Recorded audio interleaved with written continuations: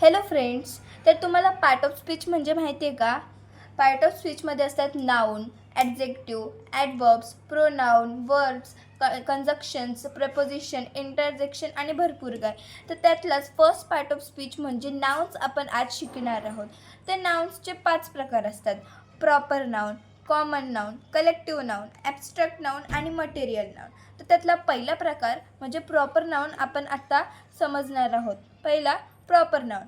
A proper noun is the name given to a particular person, place or thing. Example: Aman, Namita, Yamuna, Ganga, Assam, etc.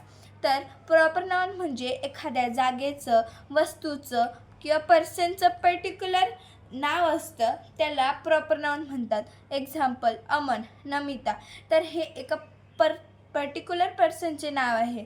Yamuna, Ganga हे एका particular नदीचे नाव आहे. आसाम एका particular प्लेसचं नाव आहे. तर हे सांगतात की प्रॉपर नाउनचे हे बरोबर एक्झाम्पल आहेत. Common noun. Common noun. A common noun is the name given in common to every person, place or thing of same class or kind. Example: doctor, city, vegetable, festival, river, etc. तर common noun म्हणजे की common noun एका person, place आणि वस्तूला common जे नाव दिलं असतं ते कॉमन नाउन. आता एक्झाम्पल: डॉक्टर. तर डॉक्टरची स्पेशालिटी न सांगता फक्त डॉक्टर असं उच्चार केलेलं आहे, ते कॉमन नाउन. सिटी, इथे कोणती सिटी ती नाही सांगितली, पण सिटी, तर ते कॉमन नाउन झालं. असंच व्हेजिटेबल, तर एक पर्टिक्युलर व्हेजिटेबल न सांगता फक्त कॉमनली व्हेजिटेबल सांगितलेलं आहे. फेस्टिवल, कोणतं ते नाही, पण एक कॉमन आहे. तसंच असे जे शब्द असतात त्याला कॉमन नाउन म्हणतात. पुढे collective noun. A collective noun is the name given to a group of similar things or person. Example: a bundle of sticks, a bunch of keys, a choir of singers, a team of players. तर collective noun म्हणजे एखाद्या ग्रुपला किंवा वस्तूच्या किंवा पर्सन्सच्या ग्रुपला जे नाव दिलं असतं ते कलेक्टिव्ह नाउन. तर उदाहरण: अ बंडल ऑफ स्टिक. तर एक स्टिक्स, भरपूर सारे स्टिक्स जेव्हा सोबत येतात तेव्हा ते बंडल ऑफ स्टिक्स असतं. जेव्हा भरपूर सारे कीज एका जागे कलेक्ट होतात तेव्हा ते बंच ऑफ कीज असतं. जेव्हा भरपूर सारे सिंगर सोबत सिंग करतात किंवा सोबत असतात तेव्हा ते चोयर ऑफ सिंगर्स असतं. जेव्हा भरपूर सारे प्लेयर्स सोबत गेम खेळतात, सोबत असतात, तेव्हा ते टीम ऑफ प्लेयर्स झालं. तर जेव्हा एखादी वस्तू, पर्सन्स सोबत असतात, टोटली कलेक्ट असतात, तेव्हा ते बंच, बंडल, चोय, टीम किंवा त्याला जे वर्ड दिलं असतं ते कलेक्टिव्ह नाउन असतं. तर नेक्स्ट आहे abstract noun. An abstract noun is the name given to something which we can neither see nor touch but we can feel or think. Example: pain, sorrow, wind, honesty, courage etcetera. तर abstract noun म्हणजे ते आपण ना बघू शकतो ना त्याचा स्पर्श करू शकतो, पण ते आपण फील करू शकतो आणि त्याचा विचार करू शकतो. Example: pain, sorrow, wind, honesty, courage. तर पेन म्हणजे त्रास, तो आपण सहन करू शकतो, पेन आपण सहन करतो. सॉरो, दुःख आपल्याला होतं.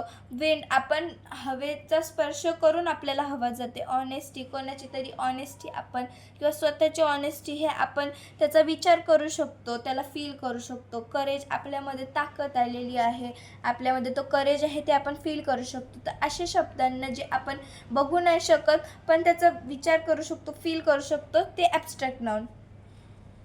तर पुढचा आणि शेवटचा आहे material noun. A material noun stands for the name of the matter or the substance of which the things are made. Example: gold, wood, iron, glass, etc.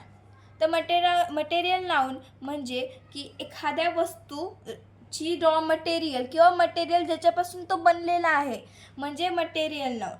आता उदाहरण: गोल्ड. तर गोल्ड हा एक मटेरियल आहे ज्याच्यापासून भरपूर सारे ऑर्नामेंट्स बनू शकतात.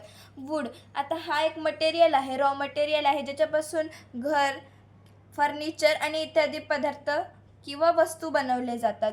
आयर्न हा एक रॉ मटेरियल आहे ज्याच्यापासून स्टीलचे वस्तू बनवले जातात. ग्लासपासून पाणी पिण्याचे प्याले इत्यादी वस्तू बनवले जातात. तर अशा शब्दांना मटेरियल नाउन असे म्हणतात. तर आता आपण हा टेबल सॉल्व करणार आहोत. तर त्याच्यामधून तुम्हाला समजेल की अ टाईप ऑफ नाऊन कसा आयडेंटिफाय करायचा, कसा ओळखायचा आणि कसा त्याला डिवाईड करायचा. तर क्वेश्चन आहे identify the type of noun. इथे काही एक्झाम्पल दिलेले आहेत, ते तुम्हाला प्रॉपरली त्या बॉक्समध्ये लिहायचे आहेत. 5 प्रकार प्रॉपर, कॉमन, ॲब्स्ट्रॅक्ट, कलेक्टिव्ह आणि मटेरियलचे कॉलम आहेत. तर पहिला आहे अमन. तर अमन हा प्रॉपर नाऊन आहे, कारण की हा पर्टिक्युलर पर्सनबद्दल सांगतं. तर आपण हा इथे लिहूया कॉमन प्रॉपर नाऊनच्या कॉलममध्ये. गंगा हे एक पर्टिक्युलर नदीचं नाव आहे, म्हणून ते प्रॉपर नाऊन आहे.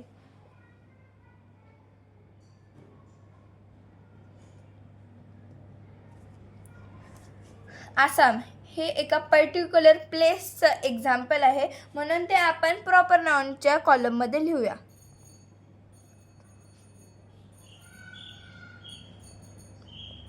गोल्ड. आता गोल्ड हे एक मटेरियल नाऊन आहे, कारण की ते एक रॉ मटेरियल आहे ज्याच्यापासून भरपूर गोष्टी बनवल्या जातात. तर ते आपण मटेरियल नाऊनमध्ये लिहूया. सॉरो.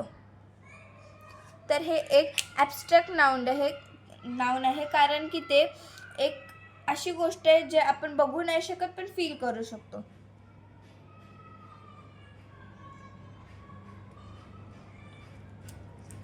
फेस्टिवल.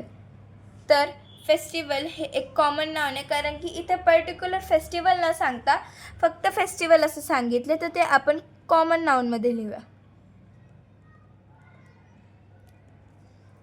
बंच. तर बंच हे एक कलेक्टिव्ह नाऊन आहे, कारण की बंच कीचा असतो किंवा एखाद्या गोष्टीचा असतो.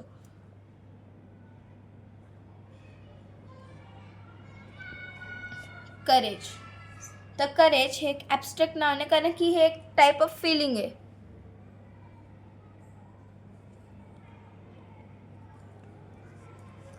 चॉयर. तर चॉयर ऑफ सिंगर्स असतात, तर ते एक कलेक्टिव्ह नाऊन आहे, म्हणून आपण ते कलेक्टिव्ह नाऊनमध्ये लिहूया. सिटी.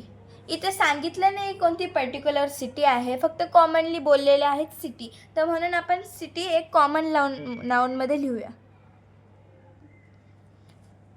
वूड.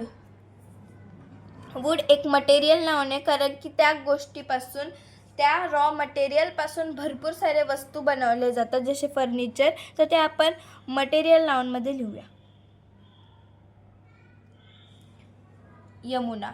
तर यमुना एक पर्टिक्युलर नदीचं नाव आहे, म्हणून आपण ते प्रॉपर नाऊनमध्ये लिहूया.